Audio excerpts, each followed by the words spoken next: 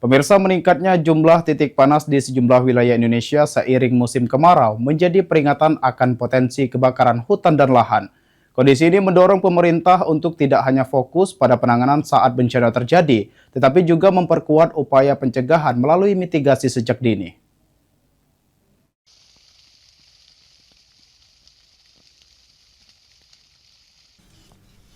Meningkatnya titik panas di berbagai daerah di Sumatera Selatan selama musim kemarau memicu kewaspadaan terhadap ancaman kebakaran hutan dan lahan.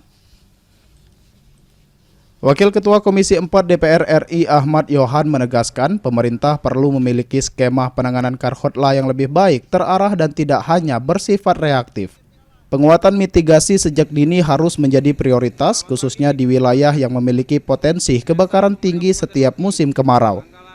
Selain kesiapsiagaan personel dan sarana pendukung, upaya pencegahan juga perlu diperkuat melalui optimalisasi anggaran penanggulangan bencana serta koordinasi lintas instansi. Di DPR kemarin agar bersangkutan punya skema yang lebih jelas, tidak hanya reaktif, tapi sejak dini juga bisa melakukan upaya penanggalan, terutama di lahan-lahan gambut yang mempunyai potensi kebakaran setiap tahun. Ini juga harus diupayakan semaksimal mungkin.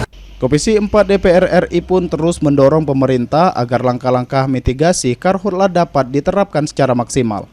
Ilham Wahyudi, PAL TV.